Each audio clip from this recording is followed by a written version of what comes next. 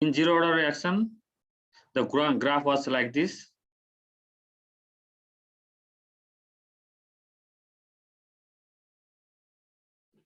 In which we y-axis we have concentration and in x-axis we have time, and we get the graph like this, and the slope of the graph is rate constant, isn't it? So if we get this type of graph, then it is zero order reaction. In zero order reaction, the rate of reaction doesn't depend upon the initial concentration. It only depends upon the rate constant. Now in first order reaction, it is different. In first order reaction, the rate of reaction depends upon the concentration. And how we define first order reaction? First order reaction is the reaction in which the power of concentration in the rate law equation is 1. Right? The power of concentration in the rate law equation is 1. Power of concentration भनेको त्यो concentration को power. Exponent भनिन्छ जसलाई हैन, जसको चाहिँ only 1 हुन्छ. Generally, it is the reactants are only 1. So in first order reaction, the reactants are only 1. Here are some examples of the first order reaction. You can see here the decomposition of nitrogen pentoxide, decomposition of hydrogen peroxide, isn't it? These are the first order reaction. Now we need to know the equation, differential rate law equation for this first order reaction. Let's take an example of a reaction in which A is the reactant and it gives product, and the reaction is first order reaction. If this is first order reaction, then we can write this as a, you can write this like rate of this reaction as a change in concentration of A divided by change in time, which is equal to K into A. This is the concentration of A and K is the rate constant of this reaction. This we can represent the rate law equation of rate first order reaction in this way, where rate is equal to Ka. So in first order reaction, we can see that when the concentration of A is increased, the rate is also increased. So the first order reaction, it is directly proportional to the concentration of the reactant. When it is A is increased by 2, then rate is increased by 2. When A is increased by 10, rate is increased by 10.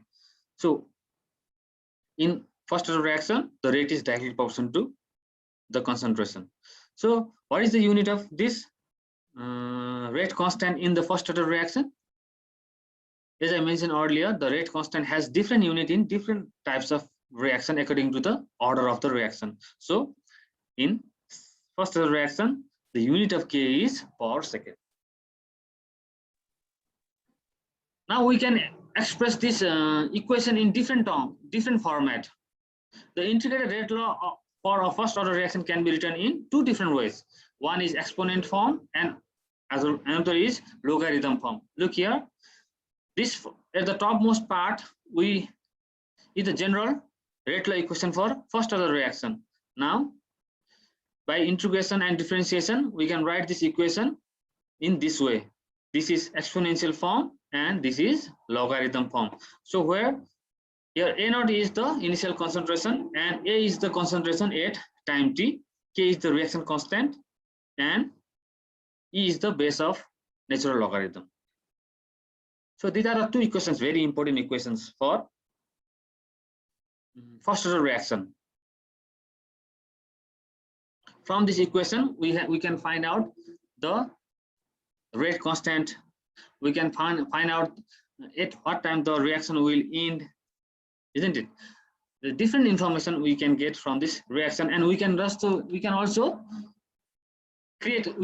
draw the graph of this first order reaction. Let's see what type of graph will be for the first order reaction. Will come later. This graph will read about this graph in after a short while. Before that, let's find out another equation for first order reaction in which the relationship between the product, the formation of the amount of product that is formed, how we can generate a equation where we can correlate the initial concentration and the product, the amount of product formed in a first order reaction. So that we can calculate from the product also we can calculate the rate of the reaction, or we can calculate the rate constant, or we can solve many problems, numerical problems. So let's see here. We have the, as I already mentioned you, we have this equation. This is logarithm form equation for first order reaction. Now suppose that at the beginning T is equal to 0, the concentration, initial concentration A0 is equal to A moles per liter. Now after short time of T, let's say X moles of A have changed to product, means X moles of product are formed. Then the remaining concentration A will be A minus X. Now let's put these values in this equation. Then we get KT is equal to ln A minus X, isn't it? Which is a form of ln A upon A minus X. So this equation can be written as K is equal to 1 by T ln A upon A minus X. Now changing into common logarithm form, we get 2.303 divided by T log A upon A minus X. The important thing is, what is A here? A is the initial concentration. And what is X? X is the amount of product formed at time T, or isn't it? X is the amount of product, or X is the amount that is changed to product. That is the amount of reactant that is changed to product. So A minus X will give the amount of reactant at that time. So this is a very important equation for calculating different numericals in first order kinetics. So from this we can derive another equation, that is when the concentration are x1 and x2 at time interval t1 and t2, then we can write this equation. This equation is also helpful in different numericals. Then now slope. Slope is very important thing. From the slope of the curve, we can define whether the reaction is first order or second order or third order or zero order. Now we have the equation of first order kinetics like this. Now comparing this equation with y is equal to mx plus c. Now let's see here, y is ln A, m is k slope, and x is time. So when we plot this graph, time in x-axis and ln A, that is ln of concentration.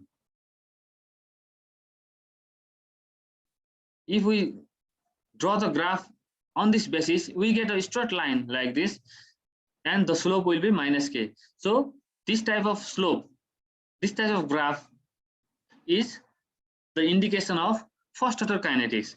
So when we, in any reaction, when we draw a graph by considering ln A, that is concentration in x-axis, and time in, ln concentration in y-axis and time in x-axis, then if you get this type of graph, then that is this the reaction must be first order reaction.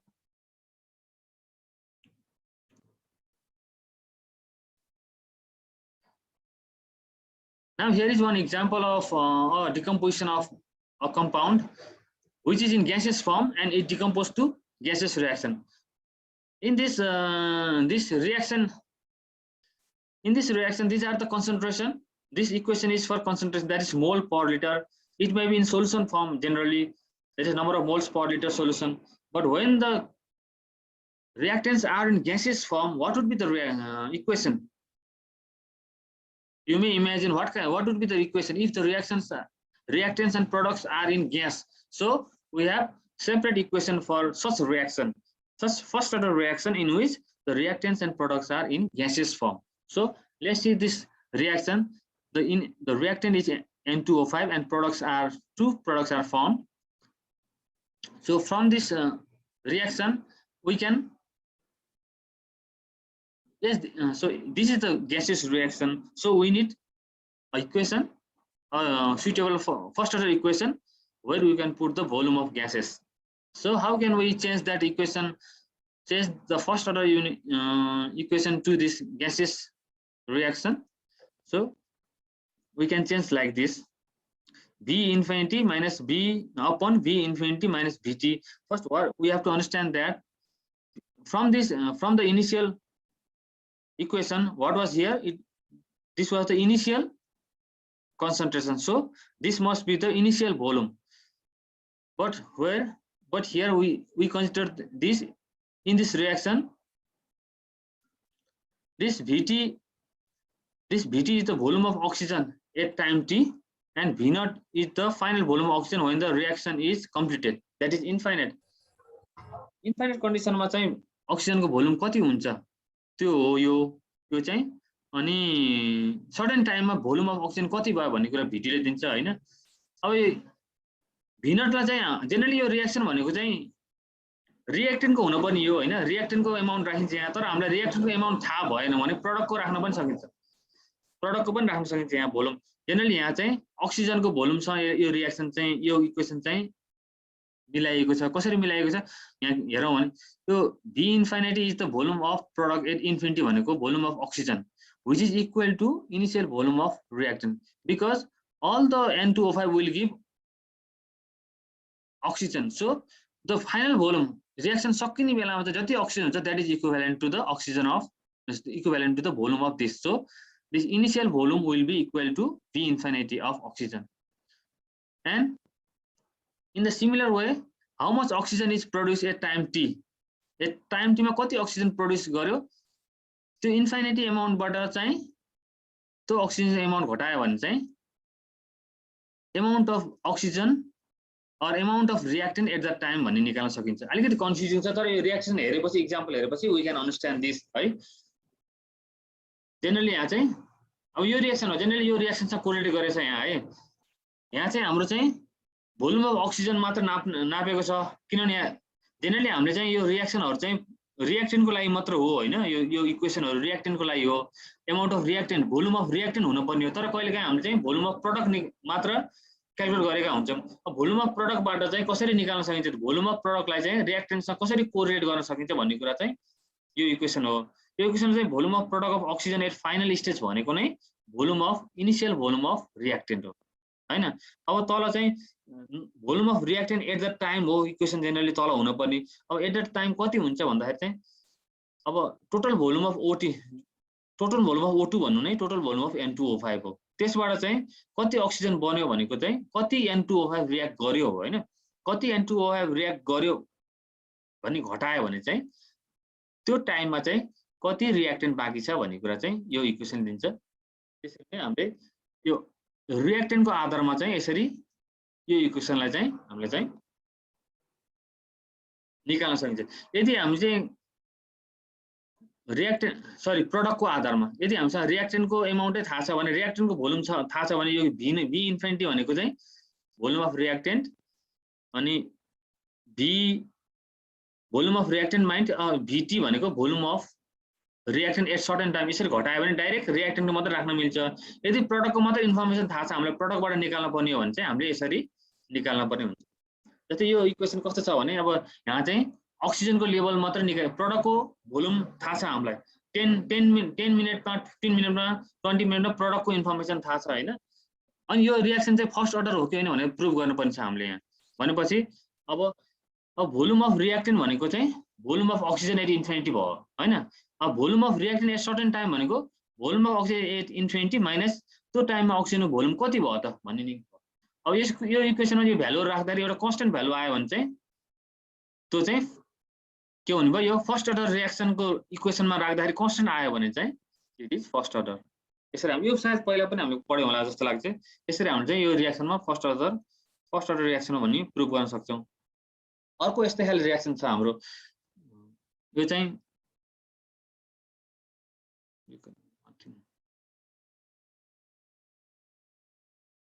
Hydrogen peroxide. यो चाहिँ hydrogen पेरोक्साइडको platinum in presence of प्लैटिनमको decomposition, it is a first order reaction. Now we have to prove this is a first order reaction. Other information given here are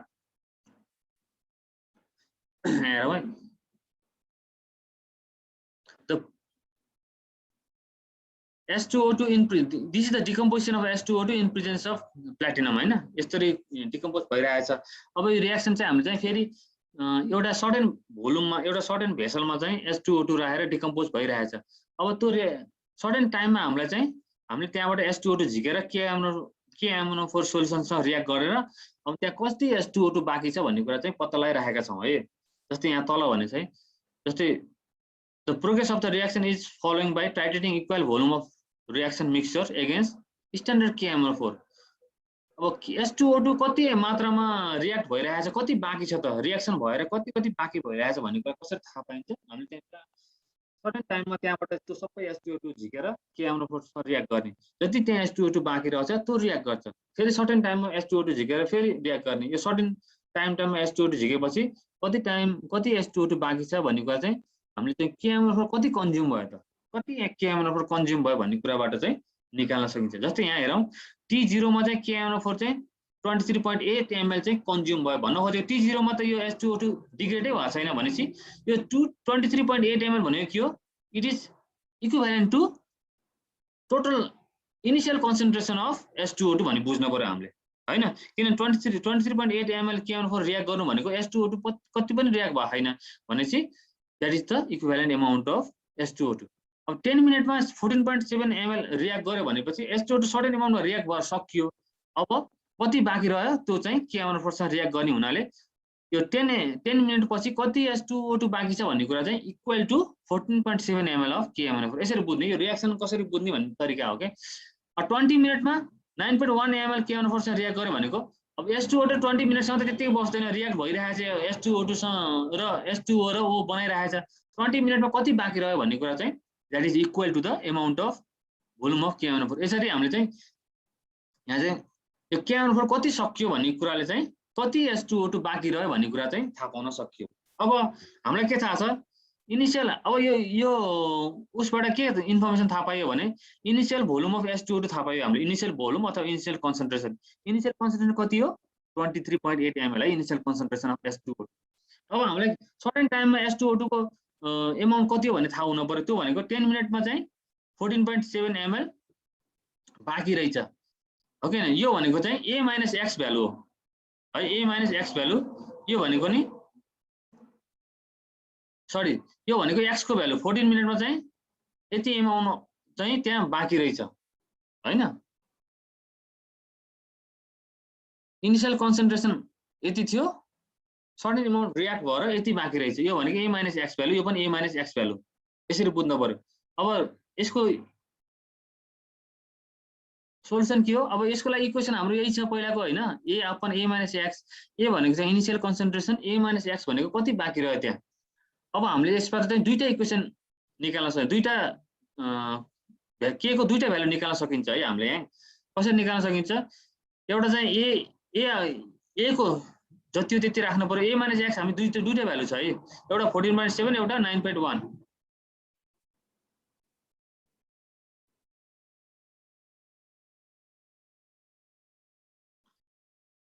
अब time चाहिँ फरक छ फेरि यहाँ है, एउटा चाहिँ 10 मिनेट्समा यो, एउटा चाहिँ 20 मिनेट्समा। अब 10 मिनेट्सको हामीले राखौँ यहाँ हैन। 10 मिनेट्समा चाहिँ 2.30 t भनेको 10, 23.8 भनेको इनिशियल भइहाल्यो हैन। A माइनस एक्स भनेको 14.7 राख्दाखेरि कति आयो हाम्रो भ्यालु? 0.482 आयो हैन। फेरि अब हामीले t इक्वल 20 मा फेरि अर्को भ्यालु राख्छौँ है, 9.1 राख्नु पर्यो A माइनस एक्स गर्दाखेरि पनि 0.048 भनेपछि k को भ्यालु चाहिँ कन्स्टन्ट आयो हैन। दुईटा टाइम इन्टरभलमा भनेपछि यो चाहिँ फर्स्ट अर्डर रिएक्सन हो, किनभने हामीले फर्स्ट अर्डर काइनेटिक्स युज गरेछौँ। फर्स्ट अर्डर काइनेटिक्स युज गर्दाखेरि के को भ्यालु दुईचोटि नै कन्स्टन्ट आएको हुनाले यो चाहिँ फर्स्ट अर्डर रिएक्सन।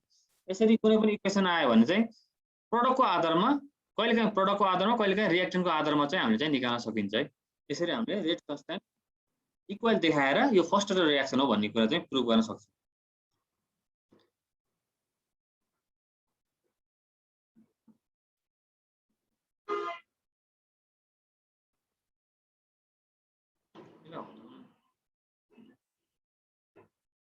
फेरि हटाउने कुरा कहाँ रहेछ यस्तो रियली साह्रै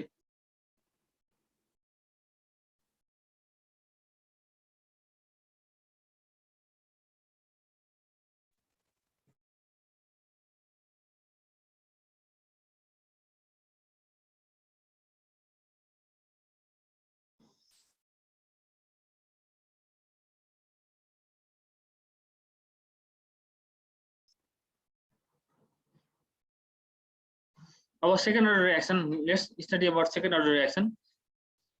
Second order reaction is that type of reaction in which the sum of powers of concentration of reactants is equal to 2, right?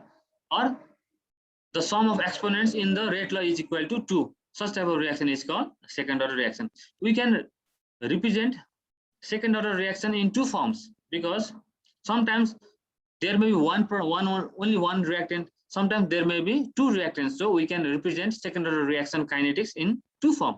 Let's see here. If it has only one product, so we can represent as 2A is equal to product as a second order reaction. If it has two reactants, we can represent as rate is equal to Ka into B. In this way, we can represent second order reaction in two different forms. Now we can also derive second order reaction, this equation for second order reaction is in previous first order reaction. So we can differentiate in both sides. Suppose the initial concentration A is A mole.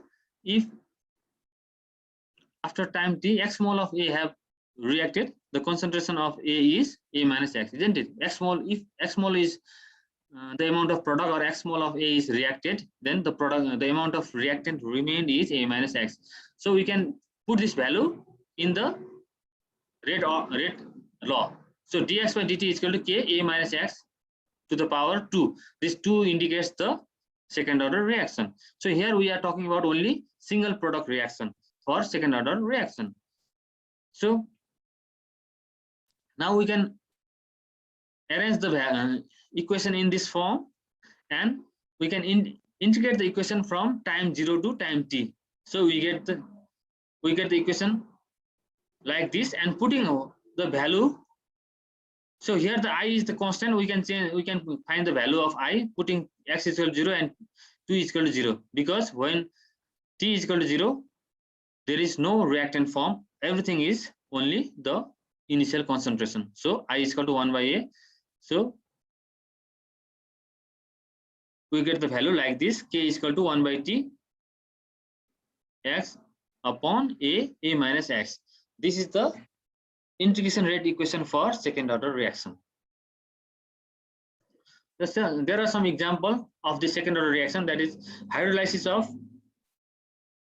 ester, by NaOH. This is a second order reaction. You can memorize this reaction,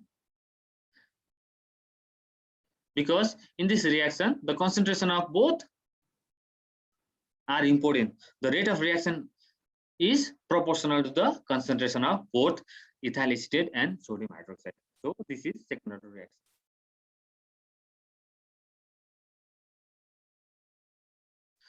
So third order reaction, we also have third order reaction. We can represent third order reaction like this: 3A is equal to product, and similarly the equation, rate law equation, can be written as this.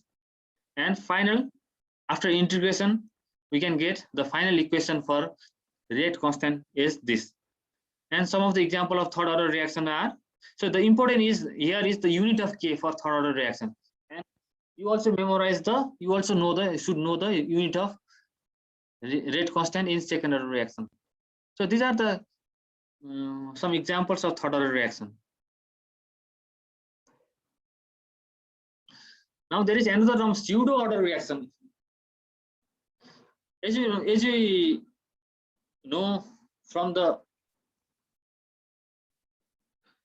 name of this reaction, pseudo means something there is hiding. What you see is not actual what is happening. So that is called pseudo. What you look is not the thing that is happening. So in this type of reaction, you estimate that you think that the rate of reaction is something, and actually the actual rate of reaction is different. So for example, or how can we define this reaction, or this pseudo reaction? Actually we define, actually the from the product sorry, from the reactant, the rate of the rate order reaction is different, but actually from the experimental value, it is not same as what we see from the reactants. The experimental order, which is not the actual one, is referred as the pseudo order, or reaction in which one of the reactant is present in large excess, so an order different from the actual order.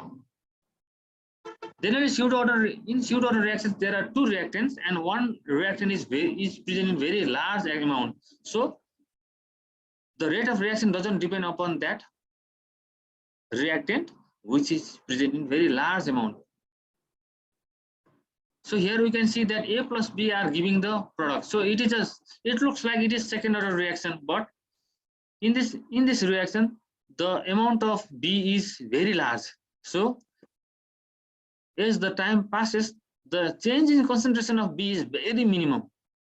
So from the experimental kinetics, from the by doing the different experiments, we see that the rate of reaction doesn't depend upon B, it depends upon only A. So the rate of reaction, it is a first order reaction, but actually in practice, when you see this reaction, it seems like it is second order reaction. So this type of reactions are called pseudo order reaction. So rate of reaction is directly proportional to only A. It is not proportional. Actual rate is not dependent upon B. When we see the reaction, which seems like the rate is like K, A, and B, but actually the rate of reaction is Ka only, and this rate is different value. What are the examples of the pseudo order reactions? Like hydrolysis of ester in water. For example, ethyl acetate upon hydrolysis in aqueous solution using a mineral acid as catalyst form acetic acid and ethyl alcohol. Here a large excess of water is used, and rate law can be written as follow. Because in this reaction, the water is present in very large amount, so the rate of reaction is dependent only in ethyl acetate. It is not so dependent on the amount of H2O. So such type of reaction are called pseudo order reaction. Now we are starting another important chapter, half-life of a reaction. How can we define half-life of a reaction? It is a time required for the reaction, or required for the completion of reaction by half. It means the time at which the concentration of reactants become half as compared to the initial concentration. So the time for the changing of concentration of reactions to the half of the initial concentration is called half-life of the reaction.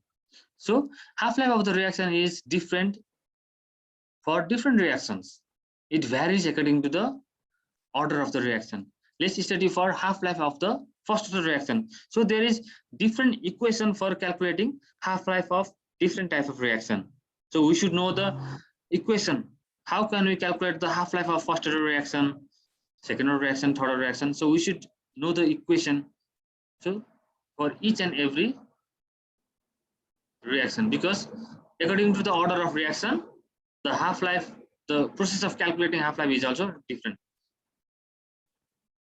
So according to half-life, we know that when it is when half-life is completed, then the amount of reactant left will equal to the 1/2 n0, isn't it?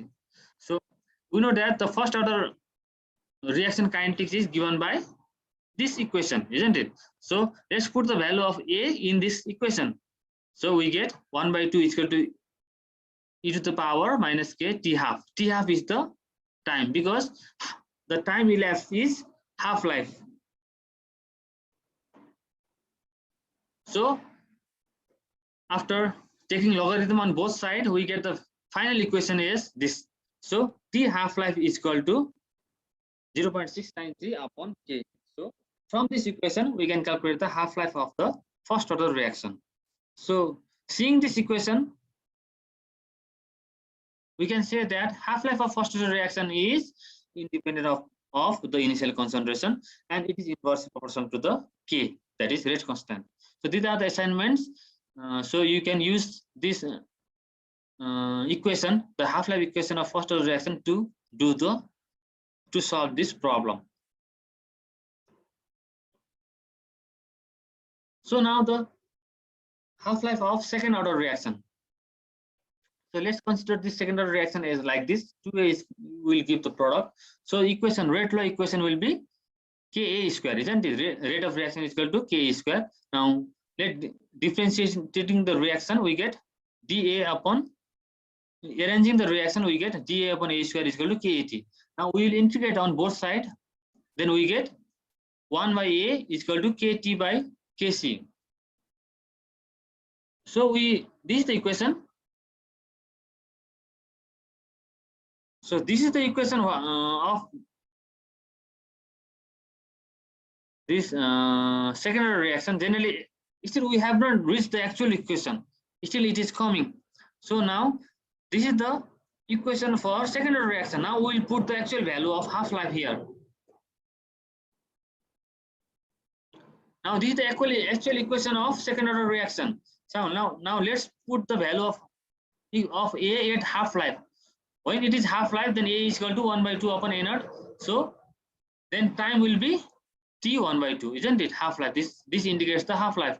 So putting the value of the A in this equation, we get this equation, and finally the half-life of the reaction can be calculated by this equation. So let's evaluate this equation. In this equation, for the first order reaction, the half-life is dependent upon the initial concentration, but in case of zero order reaction, it was, sorry, in case of first order reaction, it was independent of initial concentration, but in second order reaction, it is dependent upon initial concentration. That is the difference between half-life of first order and second order reaction. And here is one assignment: how you will determine the order of reaction.